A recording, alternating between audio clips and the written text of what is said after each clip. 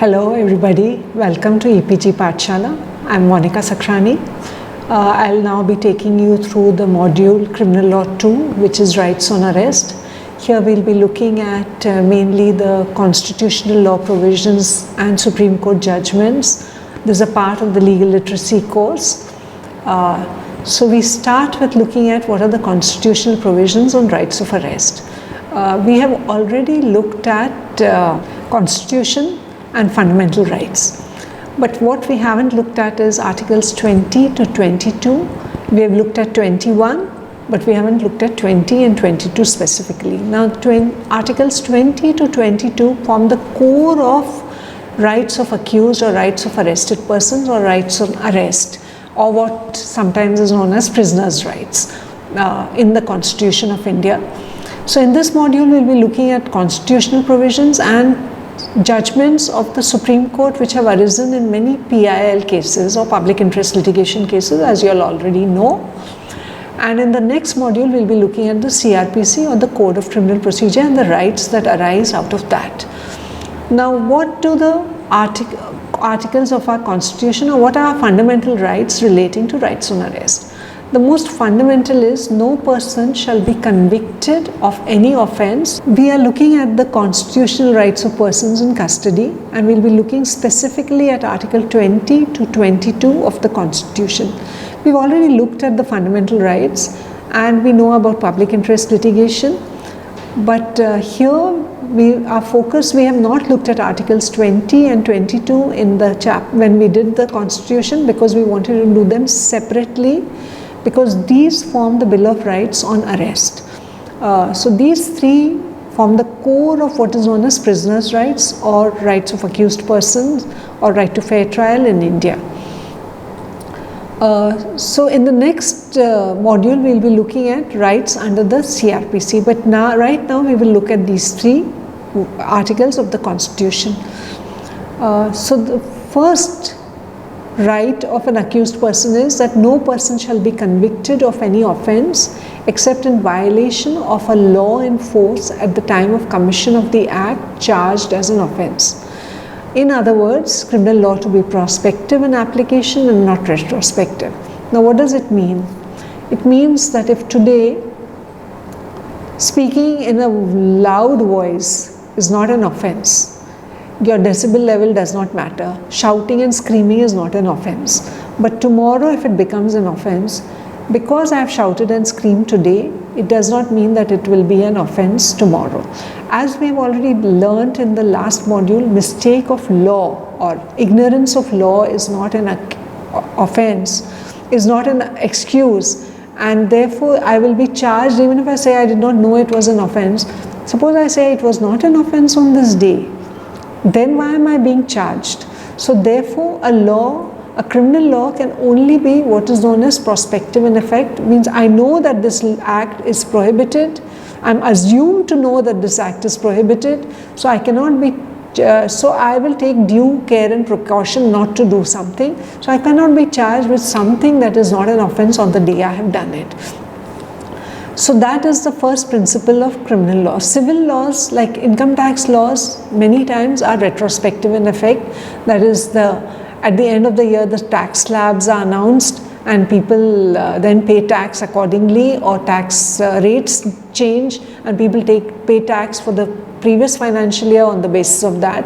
So that in civil law, retrospective laws are permitted, but in criminal law they are not permitted at all, and they are not only not permitted, they are prohibited by the Constitution. The second aspect of this retrospective application of laws is no person shall be subjected to a penalty greater than that which they would have been inflicted under the law at the time of the commission of the offence. So this is taking the argument a little further. Yes, the act was an offence on the day I did it, but it was punishable with a fine of 500 rupees. And tomorrow you make a law which punishes it with 5 years of imprisonment. Now, I may be ready to pay 500 rupees fine, I may not be ready to go for 5 years in jail. So I should not be punished with a penalty which was not in force on the day I committed the offence. So that is the second caveat of retrospective effect of laws. But what if suppose when I committed the offence, it was punishable with 5,000 rupees fine.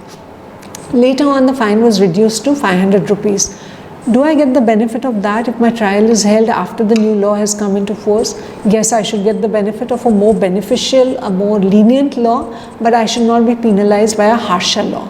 This is the sum and substance of the first part of of our Article 20. The second principle of Article 20 is the principle or rule against double jeopardy. This is, no person shall be prosecuted and punished for the same offence more than once. This does not mean that an appeal cannot be filed. An appeal can be filed, but suppose I am acquitted by a court. A fresh charge sheet cannot be filed against me saying that now we have got this new evidence against you. You file an appeal, you say that we have got new evidence against this person, and it is for the court to decide whether it allows you to produce the new evidence or not. You cannot go all the way to the Supreme Court, I fight for 20 years, I get acquitted, then you say, nay, now we have some new evidence and we will bring new evidence. So this is kind of harassment is prohibited under law. So there is a rule against double jeopardy. This does not mean that, for example, if I have done something which is also a civil wrong, I cannot then say that, plead that rule of double jeopardy. For example, if I have committed theft, I am working in a company, I have committed theft in the company, so I can be charged with a criminal offence. At the same time, disciplinary action can be taken against me, I can be removed from my job. A husband is beating up his wife, he can go to jail, she can also get divorce and maintenance from him. So that rule of double jeopardy does not extend to this, but it extends to criminal trial of the same offence. The third aspect of Article 20 is that no person accused of an offence shall be compelled to be a witness against himself. Now this flows from the right to silence that we saw in the last module. What does it actually mean? Does it mean that I cannot go to court, I cannot confess to a crime? I can, but I cannot be compelled to be so. Nobody can force me. I can voluntarily confess to a crime, but I cannot be forced to confess to a crime. Similarly, there are certain things that I can be compelled to do. For example, I can be compelled to give my fingerprints. I can be compelled to go through a medical examination. I am accused in a rape case. I cannot say I cannot be compelled to be a witness against myself, so therefore I will not subject myself to a medical examination. So there are certain things, my signature samples, my handwriting analysis, this has been dealt with in the Supreme Court in a constitutional bench judgment, which is referred to in your e-text. So please go through it, it is there. And the other thing that in which a case in which this whole question came up was the issue of narco-analysis. Now the Supreme Court has held that no person can be forced to go through a narco-analysis test against their will, and so that has to be voluntary. Witness against oneself has been held to be making a statement against oneself and not things like fingerprints, handwriting analysis or medical examinations. Now Article 21 we all know, no person shall be deprived of his life or liberty, personal liberty, except according to procedure established by law. So you've already done that in great depth. I will not go through it over here, explain it to you, but a lot of the law judgments which we will be looking at immediately after these slides of the Supreme Court have arisen out of the understanding of Article 21. And what Article 21 involves and what it does not involve, what is a procedure, what is a fair procedure, and that is something that we will be looking at later. So Article 21 is an important component of prisoners' rights or rights of arrested persons. Now we move on to Article 22. This again has the previous slide.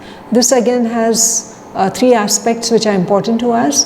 No person who is arrested shall be detained in custody without being informed as soon as possible of the grounds of such arrest. So when I am arrested, I have to be told why I am arrested, what are the charges against me, so that I know what are the next legal steps that I have to take and how do I defend myself against them. The second aspect is no person who is arrested shall be denied of the right to consult and be defended by a legal practitioner of his choice. So I have a right to appoint any lawyer I want to. The court cannot refuse to accept a lawyer unless there's a case against him and he's not allowed to practice. The second aspect of this is the right to legal aid. This is also part of Article 21, as we already know, but the aspect of it is that if suppose I am a person who's arrested and I'm in jail and I do not have the wherewithal to appoint a lawyer of my own, then the state is duty bound to appoint a lawyer for me. I have the right to legal aid, though I don't have the right to say that I want Ram Jethmalani to appear for me.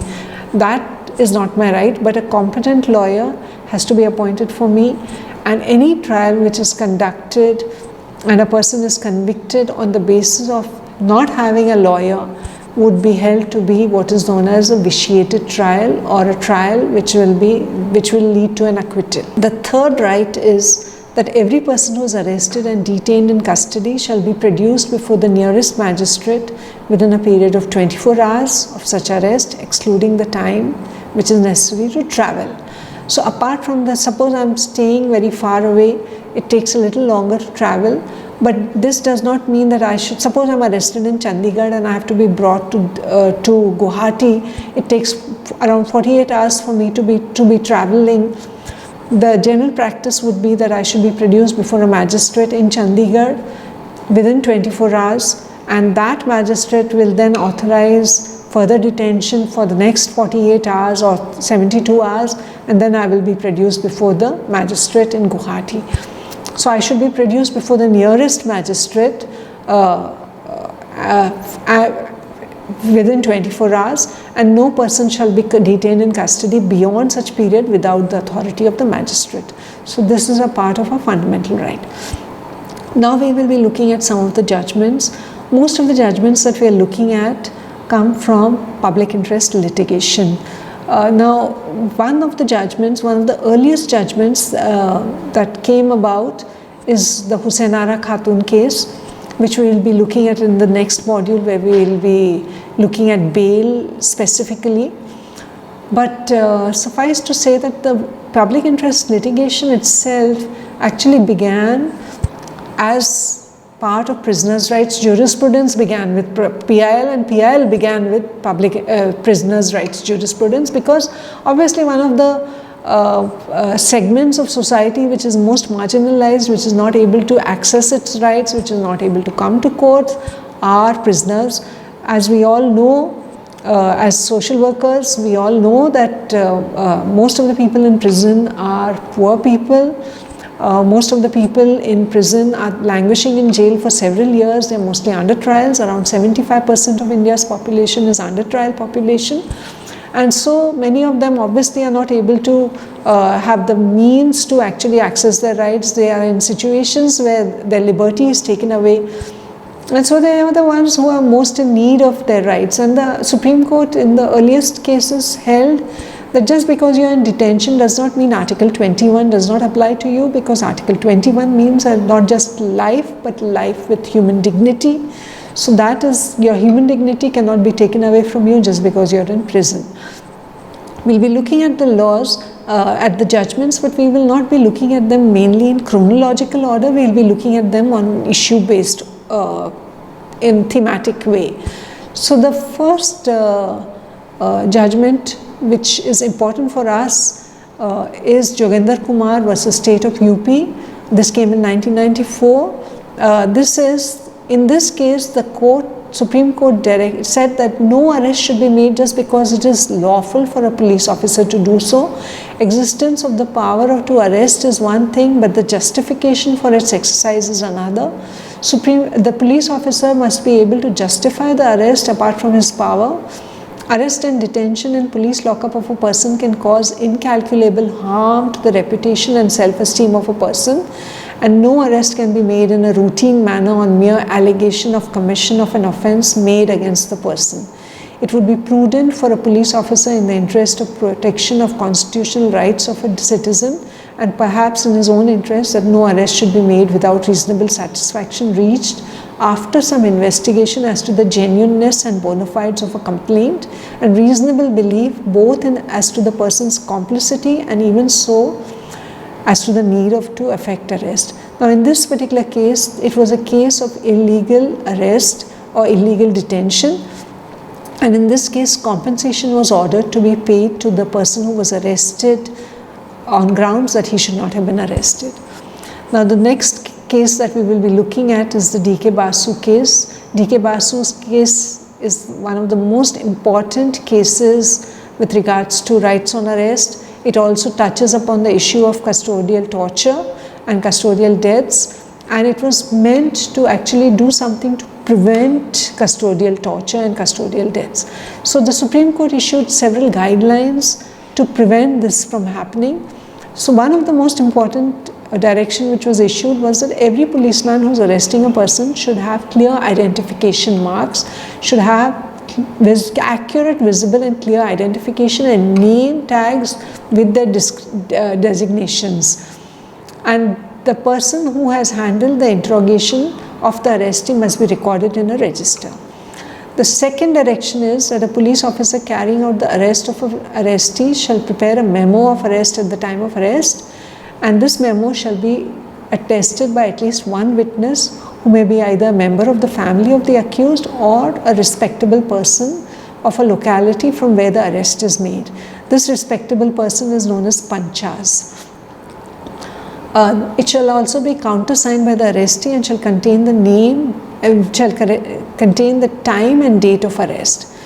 A person who has been arrested and held in a police station or a lockup shall be entitled to have one friend or family member informed of his particulars about the fact that he has been arrested, where he has been detained, and if the person is already arrest is made in that person's presence and he has already signed the memo of arrest Panchnama, then he need not be informed, any other person need not be informed. But if that person, the arrest memo is not witnessed by a member of my family or friend, then that I have the right to say that a member of my family, so and so, should be informed, or my friend should be informed. Suppose I have come from Bihar to Delhi to work, then I may not want my members of the family in Bihar to be informed, but the person, my friend in Delhi, to be informed about the arrest. So I will decide who has to be informed, and the police have to inform him. Now the next direction is this time, place of arrest and venue of custody should be notified by the police where the next friend or relative lives. If the person lives outside the district, now suppose I want my family in Bihar to be informed, then through the legal aid organization of my district in Bihar, say for example, my district in Bihar is Patna. So in Patna, the person, legal aid organization in Patna will be informed, and through them my family member will be informed.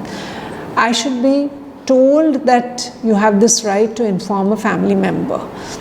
An entry has to be made in the diary at the place of detention where the persons who has been informed, my next friend or family member's name should be entered into this register, and all these, my memo of arrest, the register showing who has been informed has to be sent to the magistrate, and the magistrate has to see that yes, these requirements are complied with. I also have a right to be medically examined at the time of arrest, and whatever my injuries are, major or minor, should be recorded in my medical examination. This is known as the inspection memo, and it should be signed both by the arrestee and the police officer, and a copy to be provided to the arrestee and a copy to be sent to the magistrate also. And after that, every 48 hours, I have the right to be medically examined. I have to be medically examined, and I have the right to meet my lawyer at the time of my detention, at the time of my interrogation, though not throughout the interrogation, but I have the right to. My lawyer will also come and foresee that I will also check whether I have been tortured in any way or not. So these are all preventive steps to prevent torture. There has to be a centralized information system of all people who are arrested in the police control room in every district and in the state headquarters, and within 12 hours of any arrest, the information has to be sent to this state or district headquarters, where it has to be displayed on a conspicuous notice board. So for example, if a family member is missing and I want to know whether the person is arrested or not, I can go to the district headquarters or the state headquarters to see whether the person has been arrested, and within 12 hours this information has to be on display. Failure to comply with any of these requirements will not only render the concerned officer liable for departmental action, but also for punishment for contempt of court. Contempt of court is non-compliance with the orders of the court. So you will be liable for contempt of court action, for departmental action, and also you can be liable for criminal action for torture or illegal detention. Apart from that, there is also, you will be directed to pay compensation to the victim who has suffered due to your non-compliance of the action. Yeah. Now we look at another very important case which actually spoke about compensation for the first time. Now, as I said, that it is not only the right, it is a part and parcel of Article 21 of the Constitution, as any kind of torture or illegal detention or custodial death is a violation of Article 21. And the person who is liable to pay the compensation is the state for any act of the agents of the state. So in Neela Bhatti Behra's case was a case of a custodial death where the mother was awarded compensation by the Supreme Court as a right. Because her son died, it was held to be a violation, in a custodial death was held to be a violation of Article 21, and therefore it was held that she has a right to compensation and the state has to compensate her. We now look at another case, very important case, Sheela Barse versus State of Maharashtra.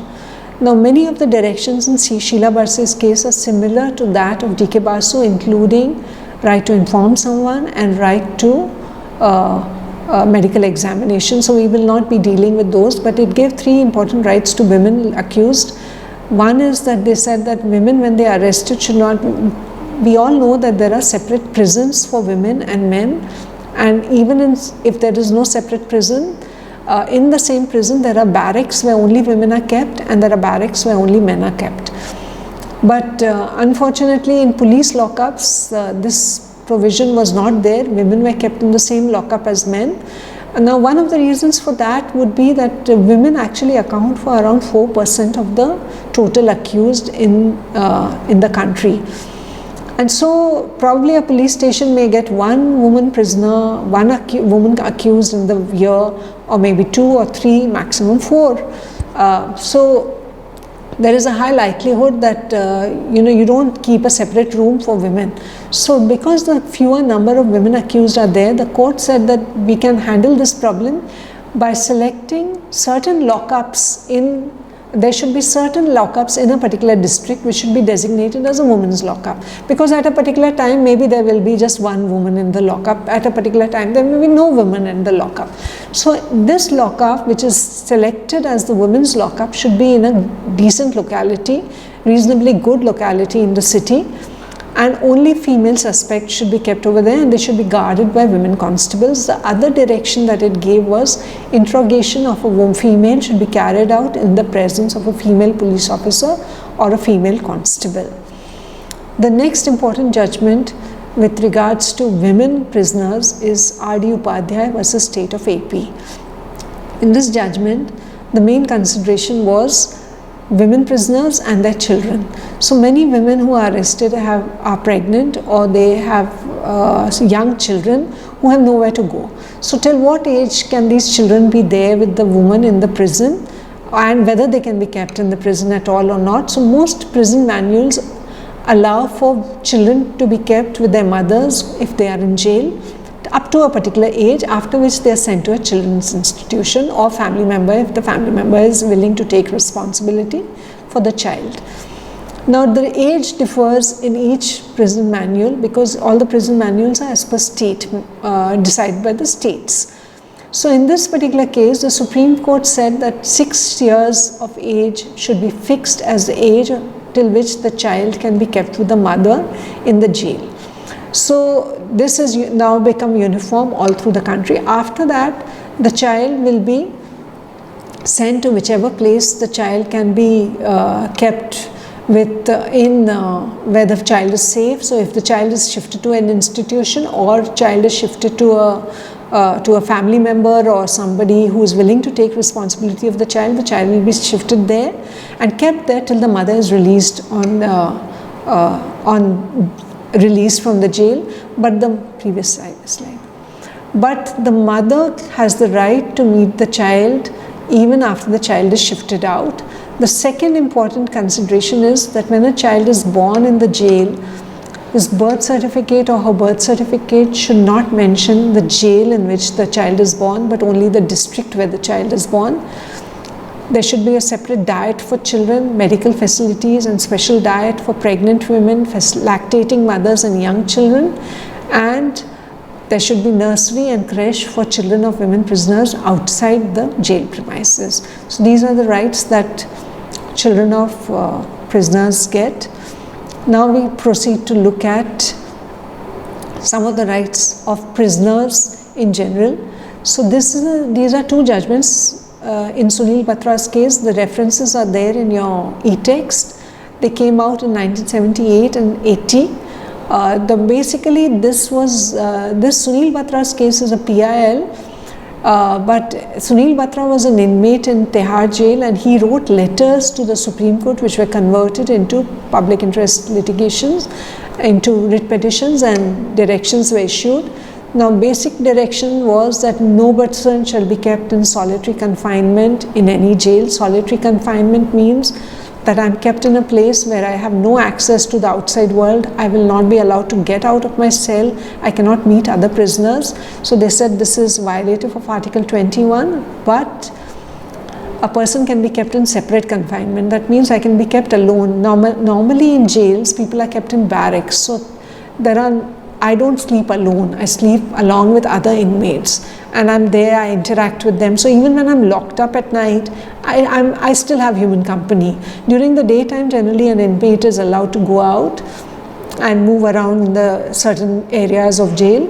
At night, they are locked up and they are kept inside the barracks, but they share the barrack with other people. So separate confinement is permitted, that I may have a separate cell where I only sleep, but I should not be kept in solitary confinement. I can be allowed to go out, etc. Except in very few separate confinement also has to be with the permission of the court. And if suppose somebody is found to be so dangerous that that person should not be kept in a barrack with somebody else, he may influence others, or I may want to be separate because I may be on death row and I may feel that no, I want to be alone, I want to pray, I need to be separate from others, and I make a request to do so, but that has to be done with the judicial consent. The second important direction that was given in these judgment was that district magistrates should inspect all jails regularly. They should hear representations from prisoners, and there should be a grievance box kept in every prison, in every ward of every prison, which should be locked, and the key should be with the magistrate or the judge who comes to visit.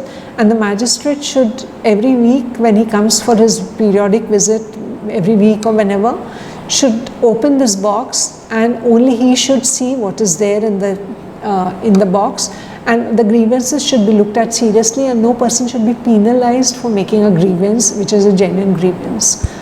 The other three judgments we will be looking at are part of, as I told you all, that Article 21 has been interpreted to expand the scope of prisoners' rights.